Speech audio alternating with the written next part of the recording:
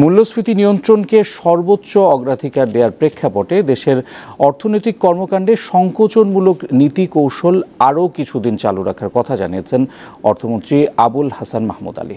আজ রাজধানীর ওসমানী স্মৃতি মিলনায়তনে বাজেট উত্তর সংবাদ সম্মেলনে কথা বলেন তিনি। আর এনবিআর চেয়ারম্যান জানান, ব্যবসায়ীদের অনুরোধেই কালো টাকা সাদা করার সুযোগ রাখা হয়েছে। রীতি অনুযায়ী বাজেট ঘোষণার পরদিন সংবাদ সম্মেলন করেন অর্থমন্ত্রী আবুল হাসান মাহমুদ আলী। সাথে ছিলেন 10 জন মন্ত্রী, প্রতিমন্ত্রী ও উপদেষ্টা।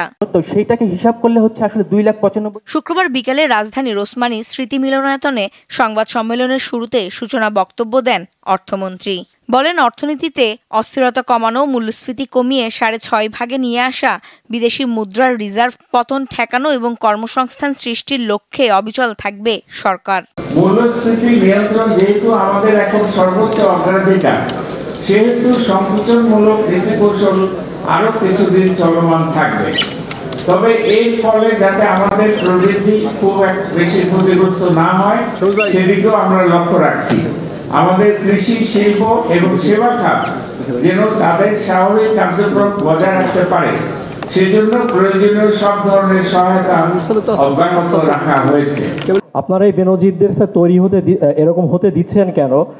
এ সময় কালো টাকা সাদা করতে 15% ভ্যাট প্রস্তাবনা নিয়ে সাফাই দেন এনবিআর চেয়ারম্যান। সাবেক আইজিপি বেনজির আহমেদ এই সুবিধা পাবেন কিনা এমন প্রশ্নের জবাবে তিনি জানান, কিছু ব্যবসায়ীর অনুরোধে এই প্রস্তাবনা করা হয়েছে। এটা মূলত আমাদের বিভিন্ন অ্যাঙ্গেল থেকে একটু আমাদের কাছে তথ্য ছিল যে বেশি বেকায়দায় আছেন বৈধ বিজনেসম্যানরা, তাদের কিছু অ্যাসেটকে দেখাতে পারছেন না অডিট জনিত কারণে, সেজন্য আমরা এটা প্রস্তাবটা করেছি। সাবেক সরকারি কর্মকর্তা সম্পর্কে যে প্রশ্ন উত্থাপন করেছেন, এটা কাগজে নিশ্চয়ই আপনারা দেখেছেন যে দুর্নীতি দমন কমিশন এটাকে তথ্য অনুসন্ধান করছে। তথ্য অনুসন্ধান করার পরে তার বিরুদ্ধে নিশ্চয়ই কোনো আইনগত ব্যবস্থা নেওয়া হবে।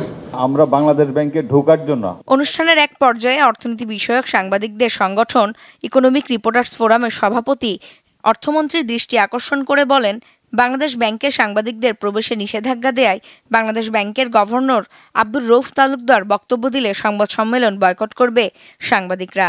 এরপর আর বক্তব্য দেননি গভর্নর। আতি আনোয়ার উন্তু, দীপ্ত সংবাদ, ঢাকা।